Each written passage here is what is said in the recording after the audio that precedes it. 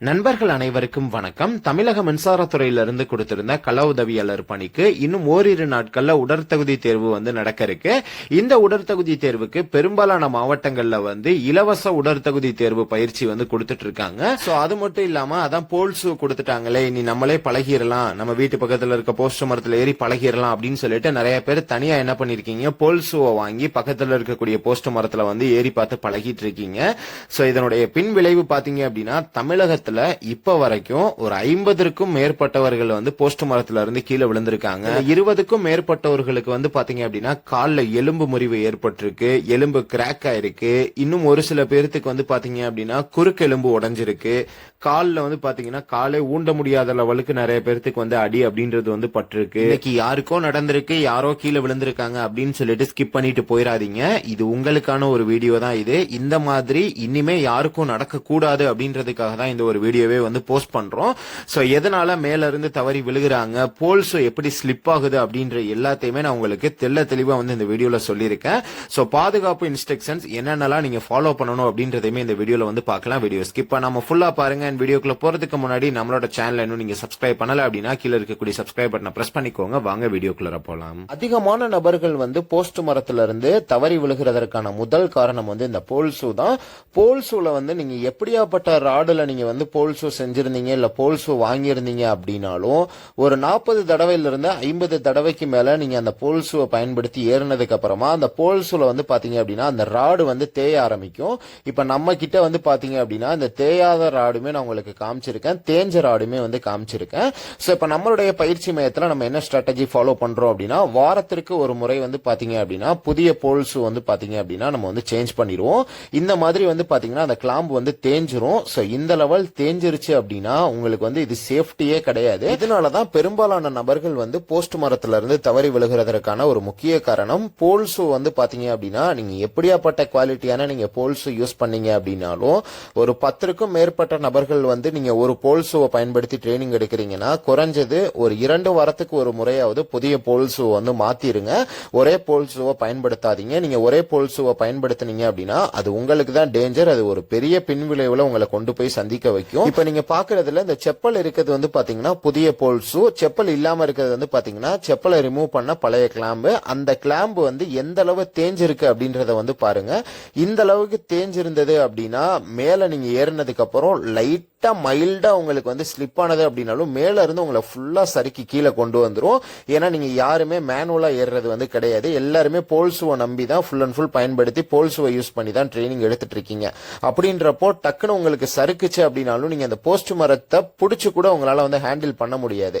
So அதனால போல்சுவை என்னைக்குமே கரெக்டா இருக்கா, இந்த அளவு தேஞ்சிருந்தது அப்படின்னா தயவு செஞ்சு அந்த போல்சுவே வேணாம், அதை ஓரமா எடுத்து வச்சுட்டு புதிய போல்சு வாங்கி அதை பயன்படுத்த ஆரம்பிச்சிருங்க. இரண்டாவதா செய்யக்கூடிய பெரிய தவறு என்ன அப்படின்னா நீங்க போல்சு பயன்படுத்துறப்போ ஒரு ஸ்டெப்பும் நீங்க ரைட் லெக்குக்கும் லெப்ட் லெக்குக்கும் நீங்க ஸ்டெப் எடுத்து வைக்கிறப்போ 1.5 அடி இருந்தது அப்படின்னாலே கேப் இருந்தது அப்படின்னாலே போதுமானது.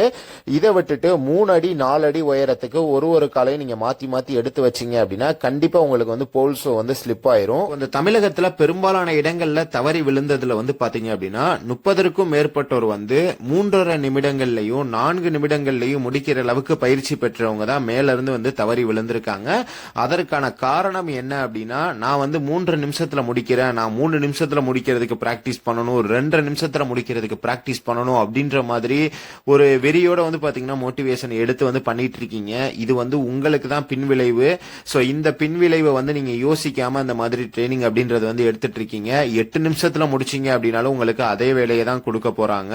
இல்ல நீங்க 2 நிமிஷத்துல முடிச்சீங்க அப்படின்னாலும் உங்களுக்கு அதே வேலையை தான் கொடுக்க போறாங்க. 2 நிமிஷத்துல முடிச்சீங்க அப்படின்றதுக்காண்டி உங்களுக்கு உயர் பதவி எதுவும் கொடுக்க போறது கிடையாது. அதே சேம் போஸ்டிங் தான். டைமிங்கை வச்சு பாத்தீங்க அப்படின்னா போஸ்டிங் கொடுக்க மாட்டாங்க. இதை only just pass or fail அப்படின்ற மாதிரி தான் கன்சிடர் பண்ணுவாங்க. சோ நீங்க பாஸ் பண்ணிட்டீங்க அப்படின்னா 3 ஆக்டிவிட்டிலையும் பாஸ் அப்படின்னா பாஸ், இல்ல ஃபெயில் அப்படின்னா ஃபெயில். டைமிங்கை வச்சு இதற்கு பாத்தீங்க அப்படின்னா போஸ்டிங் அப்படின்றது போட மாட்டாங்க. அதனால நான் 2 நிமிஷத்துல ஏறுறேன் 2.5 நிமிஷத்துல ஏறுறேன் அப்படின்னு சொல்லிட்டு எந்த ஒரு பின் விளைவையும் சந்திச்சுக்கிறாதீங்க அப்படின்றதுக்காக தான் இதையுமே நான் மெயினா சொல்றேன். நீங்க எந்த ஒரு பயிற்சி மையத்துல இணைந்து பயிற்சி பெற்றீங்கனாலும் சரி அல்லது இலவச பயிற்சி மையத்துல இணைந்து பயிற்சி பெற்றீங்கனாலும் தயவு செஞ்சு அந்த ஒரு ட்ரைனிங் சென்டர்ல கீழே போஸ்ட் மரத்தை சுத்தி தேங்காய் நார் கொட்டியிருக்காங்களா அப்படின்றத வந்து செக் பண்ணுங்க. தேங்காய் நார் வந்து ரொம்ப வந்து பாத்தீங்க அப்படின்னா உங்களை பாதுகாக்கக்கூடிய ஒண்ணு. ஏன்னா மேல இருந்து எதிர்பாராத விதமா கால் ஸ்லிப் ஆனது அப்படின்னாலும் கீழே நீங்க வந்து அடிக்கிறப்போ அந்த கால் வந்து அடிக்கிற ஃபோர்ஸ்ல தான் நிறைய பேருக்கு கால் எலும்பு வந்து உடைகிறது, கிராக் ஆகுறது. அந்த இடத்துல தேங்காய் நார் இருந்தது அப்படின்னா எந்த பின்விளைவும் வந்து ஏற்படாது. அதனால தேங்காய் நார் கொட்டியிருக்காங்களா அப்படின்றத வந்து செக் பண்ணுங்க. அடுத்ததா சேஃப்டி நெட் பயன்படுத்துறாங்களா அப்படின்றத வந்து பாருங்க. சேஃப்டி நெட் ரொம்ப ரொம்ப முக்கியம். இப்ப ஆக்சுவலா நம்ம ட்ரைனிங் சென்டர்ல யூஸ் பண்றது வந்து பாத்தீங்கன்னா டபுள் லேயர் சேஃப்டி நெட் வந்து யூஸ் பண்றோம். இந்த மாதிரி ஹெவியான சேஃப்டி நெட் தான் வந்து பயன்படுத்துறாங்களா நீங்க ஜாயின் பண்ணக்கூடிய அந்த ட்ரைனிங் சென்டர்ல, எதிர்பாராத விதமா நீங்க போஸ்ட் மரம் மேல இருந்து தவறி விழுந்தாலும் கூட கீழே வந்து அந்த சேஃப்டி நெட் தாங்குமா அப்படின்றத வந்து ஃபர்ஸ்ட் செக் பண்ணுங்க. ஏன்னா இது எல்லாமே உங்களுடைய பாதுகாப்புக்காக தான் வந்து பயன்படுத்தக்கூடிய ஒன்று. நீங்க இணையறதுக்கு அந்த ட்ரைனிங் சென்டர்ல ஃப்ரீ ட்ரைனிங் சென்டரா இருந்தாலும் சரி, இல்ல ஃபீஸ் கட்டி நீங்க ஜாயின் பண்ணி ட்ரைனிங் எடுக்கிறீங்க அப்படின்னாலும் வந்து சரி, இது எல்லாமே சேஃப்டி மெஷர்மெண்ட்ஸ் எல்லாமே கரெக்டா இருக்கா அப்படின்றத ஒன்ஸ் செக் பண்ணிட்டு நீங்க அதுக்கப்புறமா வந்து ஜாயின் பண்ணிக்கோங்க. ஸோ அடுத்ததா சேஃப்டி பெல்ட் யூஸ் பண்றாங்களா அப்படின்றத பாருங்க. என்னதான் கீழே நெட் இருந்தாலும் தேங்காய் நார் கொட்டி இருந்தாலும் சேஃப்டி பெல்ட் பயன்படுத்துறாங்களான்னு பாருங்க. ஏன்னா சேஃப்டி பெல்ட் உங்களுக்கு ரொம்ப ரொம்ப முக்கியமான ஒண்ணு. மேல இருந்து சேஃப்டி பெல்ட்டை லாக் பண்ணி கீழே ஒரு ஆள் பிடிச்சிருக்கப்போ நீங்க எதிர்பாராத விதமா தவறுனீங்க அப்படின்னாலும் சேஃப்டி பெல்ட்டை கீழே வந்து பிடிச்சிருக்கப்போ நீங்க வந்து பயப்பட தேவையில்ல. இது உங்களுடைய பாதுகாப்புக்கு தான். ஃபர்ஸ்ட் சேஃப்டி பெல்ட், ரெண்டாவது தேங்காய் நார், மூணாவது சேஃப்டி நெட், அடுத்ததா போல் ஷூ. ஸோ ஃபர்ஸ்டா போல் ஷூவை கூட வச்சுக்கோங்க. போல் ஷூ தான் வந்து ரொம்ப ரொம்ப முக்கியம். போல் ஷூ தேஞ்சிருச்சு அப்படின்னா அந்த போல் ஷூவை யூஸ் பண்ணவே பண்ணாதீங்க. அது உங்களுக்கு தான் பெரிய விளைவை சந்திக்க வைக்கும். நீங்க எந்த இடத்துல நீங்க ட்ரைனிங் எடுத்தீங்கனாலும் சரி, போல் ஷூ தேஞ்சிருக்கு அப்படின்னா அவங்கள்ட்ட டைரக்டா நீங்க போய் சொல்லிருங்க, இந்த மாதிரி போல் ஷூ தேஞ்சிருக்கு, வேற போல் ஷூ மாத்திருங்க, இந்த போல் ஷூ வேணாம் அப்படின்றத வந்து நீங்க இன்ஃபார்ம் பண்ணிருங்க. இந்த போல் ஷூ கொடுத்தாங்க அப்படின்னா நாங்க ட்ரைனிங்கே எடுக்கல அப்படின்ற மாதிரி கூட சொல்லுங்க. அப்பதான் வந்து பாத்தீங்க அப்படின்னா அந்த போல் ஷூ வந்து சேஞ்ச் பண்ணுவாங்க. போல் ஷூ வந்து சரியில்லை அப்படின்னா கண்டிப்பா கீழே விழுக தான் செய்வாங்க. நீங்க ஃப்ரீ ட்ரைனிங் எடுத்துட்டு இருக்கீங்க அப்படின்னா அந்த ஃப்ரீ ட்ரைனிங் எடுக்கக்கூடிய இடத்துல வந்து தேங்காய் நார், சேஃப்டி நெட், சேஃப்டி பெல்ட் எல்லாமே ப்ராப்பரா யூஸ் பண்ணி ட்ரைனிங் கொடுக்குறாங்க அப்படின்னா, போல் ஷூ மட்டும் சரியில்லை அப்படின்னா நீங்க தனியா ஒரு போல் ஷூவை வாங்கி வச்சு கூட நீங்க பயன்படுத்திக்கோங்க. நீங்க ஃப்ரீ ட்ரைனிங் எடுக்க போறப்போ அந்த போல் ஷூ வந்து எடுத்துட்டு போயிட்டு திரும்ப நீங்க வர்றப்போ எடுத்துட்டு வந்துருங்க. அந்த மாதிரி நீங்க வந்து பயன்படுத்துற மாதிரி பாருங்க. ஏன்னா போல் ஷூ தேஞ்சிருச்சு அப்படின்னா நீங்க வந்து ஃப்ரீ ட்ரைனிங் சென்டர்ல வந்து வேற போல் ஷூ மாத்தி கொடுங்க அப்படின்னு கேட்க முடியாது. அந்த மாதிரியான இடங்களுக்கு நீங்க தனியா வேணா போல் ஷூ வந்து வாங்கி வச்சு பயன்படுத்திக்கோங்க. என்னதான் நீங்க புது போல் ஷூ பயன்படுத்தினாலும் எல்லா பாதுகாப்பு உபகரணங்களும் இருந்தால் மட்டும் வந்து அந்த இடத்துல வந்து ட்ரைனிங் எடுங்க. ஏன்னா இப்போ நான் கேள்விப்பட்ட வரைக்கும் நிறைய பேருக்கு வந்து இந்த கால் முறிவு ஏற்பட்டதுல 2 லட்சம் ரூபாய், 3 லட்சம் ரூபாய், 4 லட்சம் ரூபாய்லாம் வந்து செலவு பண்ணிட்டு இருக்காங்க. ஸோ இனிமேல் யாருக்கும் எந்த ஒரு அசம்பாவிதமும் ஏற்படக்கூடாது அப்படின்றதுக்காக தான் வந்து நான் தெளிவா எக்ஸ்பிளைன் பண்ணி இந்த ஒரு வீடியோவே வந்து போஸ்ட் பண்ணியிருக்கேன். ஸோ இதை வந்து நான் எந்த ஒரு ட்ரைனிங் சென்டர் மேலேயோ குத்தம் சொல்றது மாதிரியோ அல்லது ஃப்ரீ ட்ரைனிங் மேல குத்தம் சொல்றது மாதிரியோ வந்து நான் இந்த வீடியோ போஸ்ட் பண்ணல.